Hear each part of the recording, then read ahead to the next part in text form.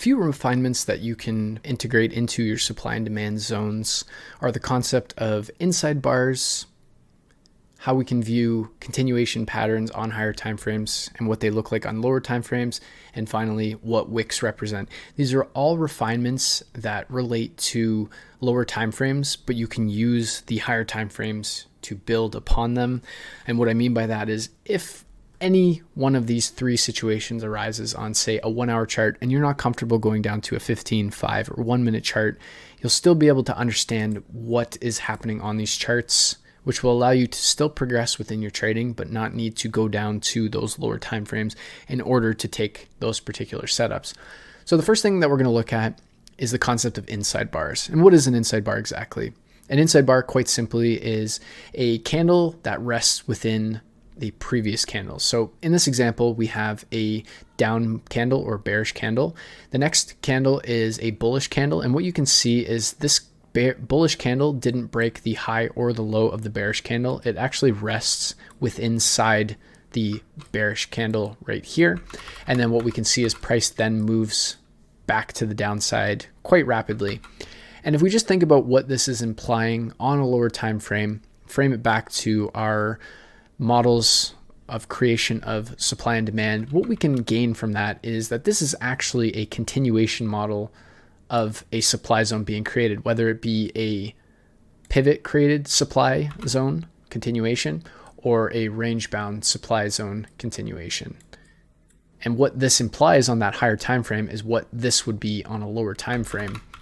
And again, what this allows us to do is if we see this type of price action on, say, a 1 hour chart, and we're not comfortable going any lower than that chart, we don't need to, because we understand that this inside bar is more than likely a range or pivot on a lower time frame. Generally speaking, what an inside bar is a range on a lower time frame. And what we understand about ranges are that they are an area of interest where price is held at fair value and multiple orders are changing hands, or on the flip side, low momentum. And the way we are able to discern whether it's low momentum or high momentum is what happens next. And in this case, we see a rapid move to the downside after the creation of that inside bar or range. And we can derive that this is then a supply zone that we would be interested in for price to return back into and look to trade. Now, on the flip side, the same can be said for a demand zone where we have a move to the upside that creates a high, creates a low, and we have a bearish candle. It could also be a bullish candle. In this case, this could also be a bearish candle if we don't actually break this wick. The main thing about an inside bar is that we have one candle, the next candle stays within that candle, and then the next candle breaks it. And that becomes the most important part. Whether it's bearish or bullish isn't as important because of the concept that we understand happening. And this really is important when we understand the fractal nature of the markets and how something happens on a higher time frame and what it's doing on a lower time frame. So when we go back to the demand zone, what we can see is we have this inside bar, and then we have that rapid move to the upside. Again, this creates a demand zone, whether it be a pivot demand on a lower time frame, or, well, even conceptually, if we're just looking at this, if we get this move to the downside, a sharp move to the upside, and then a move to the downside, that's pivot created supply. Again, on a lower time frame, it could also be a range created supply. And as well on the demand zone, we get that sharp move to the downside followed by a move back to the upside, pivot created demand. Or it could be on a lower time frame, a range, which is what an inside bar does imply as well. And again, what we're waiting for in both situations for price to return back to these areas and give us a reason for entry. Now, moving on, what we will see is, again, a refinement that we can use to understand the fractal nature of the markets. And in this case, what we have is price moving to the downside. We have a lower wick, an upper wick on the next candle, and then another move to the downside. And what this is conveying is basically this type of phenomenon, or even this type of phenomenon on a higher time frame. So what we can see is that this is actually potentially this on a higher time frame. And what we're seeing from a price action perspective is, again, a continuation model, that pivot supply being created, or even potentially on a lower time frame, a range being created that we can use as a supply zone. And on the flip side, we see that same thing being created on demand zones, where we have this bit of price action that either creates that pivot created demand or range created demand, depending on the fractal nature of the markets and how supply and demand is created. So again, what this allows us to do conceptually is we can use lower time frame refinements without actually going on to the lower time frames, whether it be utilizing the inside bar technique and understanding that that is a range on a lower time frame, or also just looking at the way candles interact and seeing a very quick pivot in the market. We can use that and understand that that is also a continuation pattern that is happening within the market that is either creating supply or demand zones. And then finally, the last refinement that we can use involves wicks, and more specifically large wicks that we see when zones are created. So in this first example, what we see is that price has a fairly large wick to the upside. We get that move to the upside and then a rapid move to the downside. We can say that a supply zone has been created, and again, we'd be waiting for price to return to that supply zone. Because this candle is relatively small with a large wick, we can map out the entire supply zone using both the candle body and the candle wick.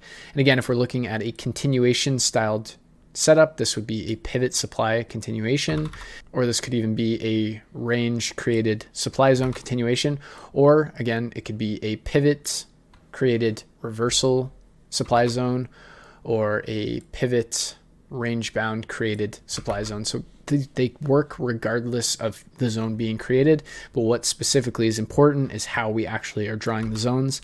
Again, like I said, the candle body and wick are relatively small, so you can use the entire zone. But if we get into a situation like this, where we have a very large wick on either the downside or the upside that creates a supply or demand zone, if I just unlock this and move this to the downside, what we can see is that ends up creating a very large supply zone. Yes, it is valid, but we're looking to refine our approach and understanding the fractal nature of the markets and what this wick implies. If we look at this wick on a lower time frame, what we can see conveyed in this little bubble here is essentially a supply zone being created. And that's what you will see inside of that wick on a lower time frame. You'll see the creation of that within this wick, whether that's a range created supply.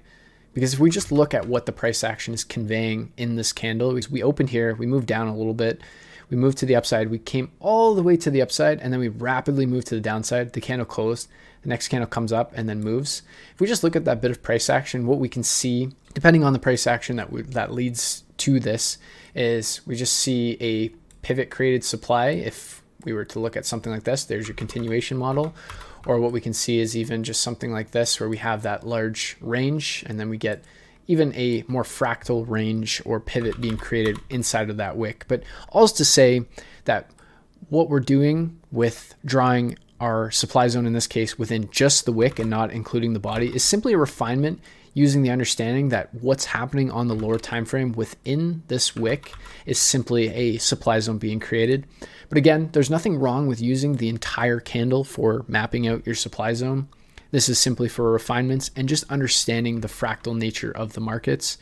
And again, the same is true for the demand zone, where within this large wick to the downside, if we were to look at that on a smaller time frame, what we would see is either a pivot created demand zone or range created demand zone. More specifically, when we see these wicks, depending on how far down that you're looking on a time frame, say this is a 1 hour. If you look on the 1 minute, generally speaking, you probably will see some sort of range. But if you're looking at a 15 minute, generally speaking, you're probably going to see more of a pivot created supply or demand zone being created within this wick. So something to keep in mind. But again, these are all just simple refinements that you can use to understand the fractal nature of the market and how supply and demand relates to these concepts, which will make your trading a little bit easier, especially early on when you're maybe not as comfortable going to the lower time frames.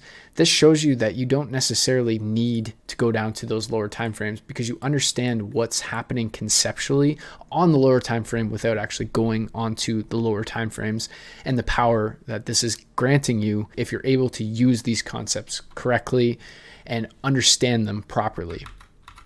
Understanding the fractal nature of any market, how a higher time frame and lower time frames, what they do to work together or work against each other and understand the framework or the footprint that we're looking for. It'll make your trading so much more easy to understand and navigate through if you can look at this and go, I know what's happening on a lower time frame. I'm not comfortable trading on that lower time frame, but I understand what's happening, so I know that I can use this concept to build up trade ideas. Because I think it goes without saying, there are many times when we rush to go down to a lower time frame and we get lost in some of the noise or what seems to be noise. Whereas if we stayed in a higher time frame and just seen this sort of phenomenon happening conceptually and understood what was happening on that lower time frame, it would make our lives so much easier. It would make our trades that much easier, and we would be left with higher probability trade ideas that don't involve too much afterthought or don't involve you second guessing if that trade should or should not be taken. Again, we combine these with how price returns to these zones, whether we get the rounded return, whether we get the corrective return, or if we get the V return. They'll all factor into how we look to trade these zones. But again, these are fractal refinements that we can use to understand supply and demand zones that are on the higher time frames, but are actually built on the lower time frames.